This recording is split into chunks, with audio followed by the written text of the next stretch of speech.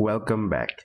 Tonight on the gadget shelf, we have the Lenovo Yoga 7i, and we have it in the tidal teal color, which is a very nice blue. Look at that. It's a subtle blue. And then this is a hands-on with the device and how I felt about using it for over 2 weeks.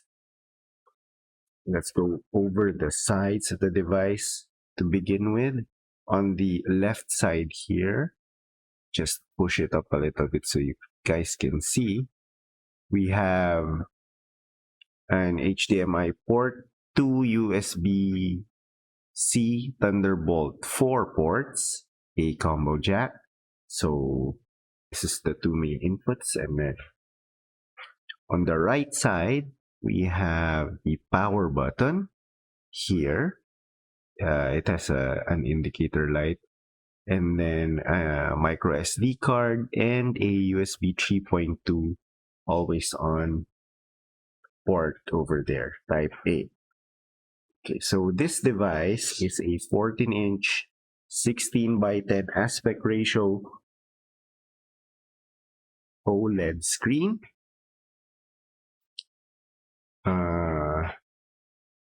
Which folds over. As you can see right now, it's 180 degrees.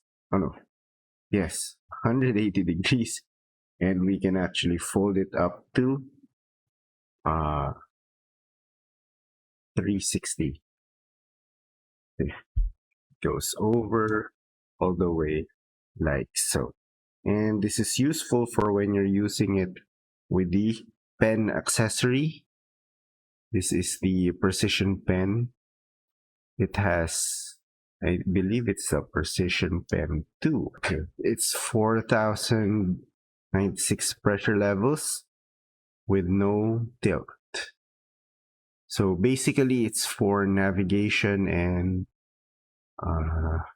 writing down, drawing if you wanted, but we will go through that later in the hands-on. We have a very nicely sized trackpad over here. Let's refold it again so we can see it better. The SKU has an i7 inside of it. This is, after all, a 7i. 16 gigs of RAM. It has an Iris Xe chip on it for graphics. 512 gigs of storage, but I think this one has a terabyte inside of it. This is a pretty powerful device, having an i7 inside of it. And as you can see, I have been monitoring its battery for a little while because I have experienced some sudden drops like this one over here, see? And also this one over here. This was when the case or when the laptop was folded up. So I figured it might have been in a power mode that did not allow it to sleep. And true enough, it was. So I changed it to on battery power, put it to sleep. And so that's why right now we still have 89% on it. And if you can see the pointer right here, there is actually a delay for recognizing where the position of the pen is. But as you will see, let's go to a drawing program. This is the second thing. This is a full touch display and it's also pen enabled. By the way, this is a battery powered pen. It has two shortcuts and an eraser mode here. There's actually a Lenovo pen settings app here. Let's try to fire it up. And right here, Lenovo pen Settings. Oh, there it is. All right. So let's check that out. And that. So you can see here, there are two barrel buttons, top and the bottom one, which is the bottom one is the one that is not close to the tip. And then we have sensitivity here, and then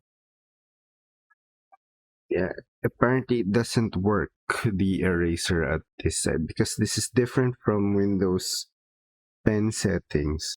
As you can see, this has a shortcut button here. Okay, let's readjust this one. See, it shows here shortcut button. And well, this doesn't work. The other one, this one, the Lenovo pen settings prevail when you're using. You might be faced with a question regards to how does it perform when being used for a production environment. And I did try it. If you can see the squiggly lines here at the bottom, there, those were not made intentionally. See, I'll try it again here. Let's turn this into blue so that we can see it very well. It's right now on pencil, blue. And yeah, let's make it pen so that it's instantly nice. See, all right. So I'm raising it up so you can see it better. See, if I do a line here, relatively straight line, that's what I'm going for. Something happens to the signal, which makes it jitter a lot. And this is expected with pen devices, but this sometimes is better controlled. See here at the bottom, it's much more pronounced. That's why I was trying it multiple times here. See here, there's nothing. You could argue that my the motion of my hand might be, or because I'm lifting it up. So I had a test paper here, like, so that you know that I'm not. This is a straight diagonal using a normal pen and paper. So it's relatively straight, right? But when I try to do it here, because this is a glass screen, can somehow do it, but yeah, sort of looks like that.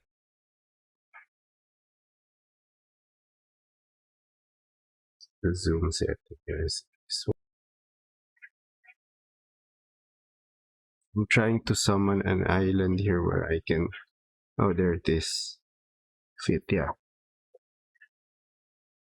So in the center, it's less, it shows better fidelity when you're drawing in the center. But when you get to the edges, it's where some jittering occurs. Here at the center, it's okay. A little, yeah. It's much better here at the center. So I think it might have something to do with the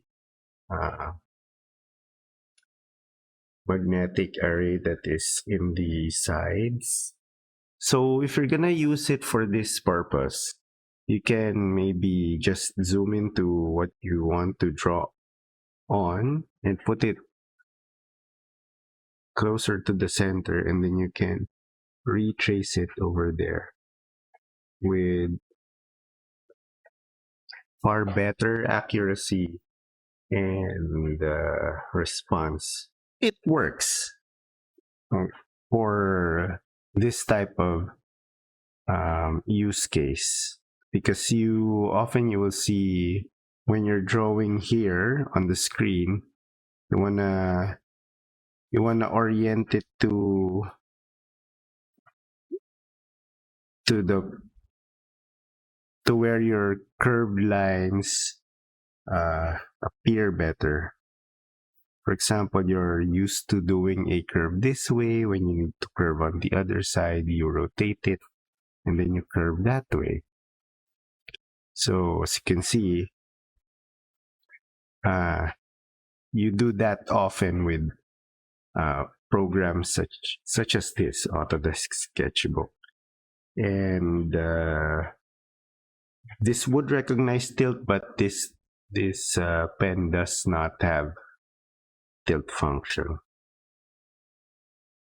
So I have been using it to perform writing tasks, and the keyboard's very responsive. I really like the key layout and the tactility that we have over here. It's very quiet as well. And yeah, because the screen is OLED, it's a really, really nice screen to watch on. And the front firing speakers also contribute to a very good